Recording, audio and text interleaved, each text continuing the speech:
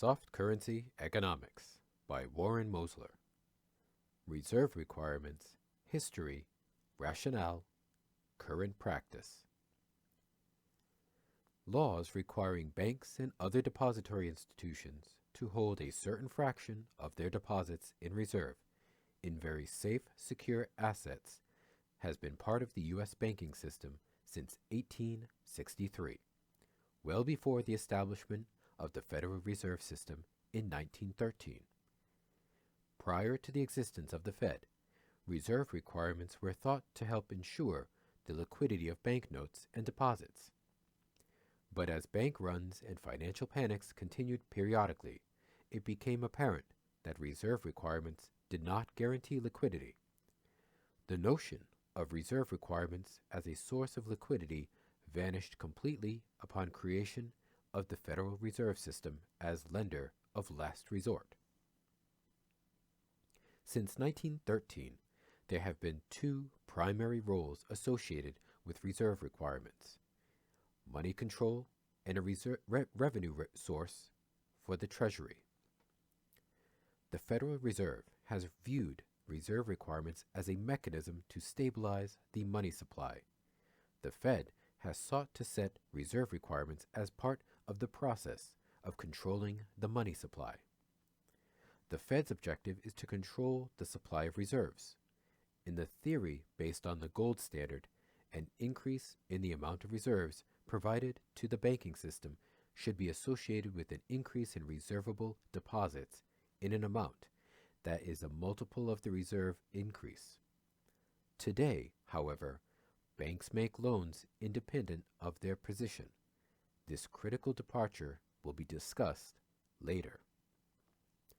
Reserve requirements also result in an implicit tax on banks because reserves held at the Fed do not earn interest. Therefore, reserve requirements reduce the revenues of member banks. The burden of a given level of reserve requirement depends heavily on the level of nominal interest rates. The higher the rates, the greater the earnings foregone. The magnitude of the reserve tax has varied considerably over the last years.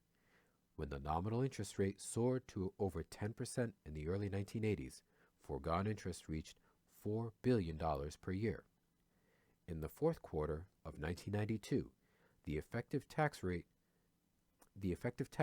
was at a rate of $700 million per year.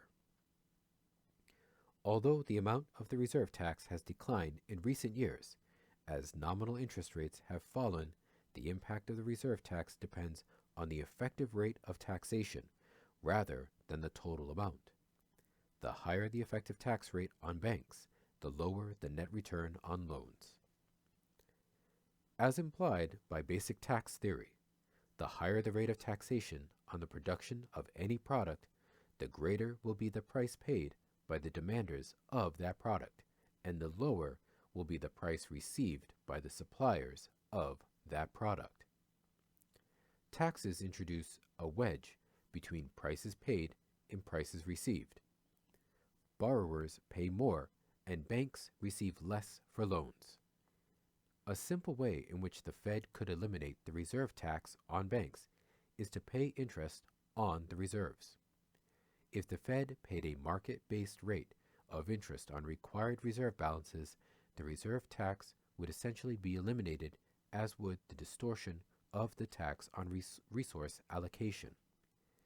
In the past, proposals to pay interest on required reserve balances have encountered resistance because they would reduce the earnings remitted by the Fed to the Treasury. The reserve tax has always discouraged membership in the Federal Reserve System. To reduce the burden of the tax, legislation was enacted to allow banks to use vault cash to satisfy their reserve requirements. This change was phased in beginning December 1959. At the end of 1992, 56% of required reserve balances were in the form of vault cash. Despite the efforts of the Federal Reserve System, the membership declined steadily.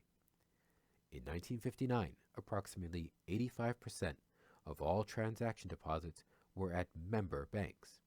In 1980, the portion of transaction deposits at member banks had fallen to less than 65%.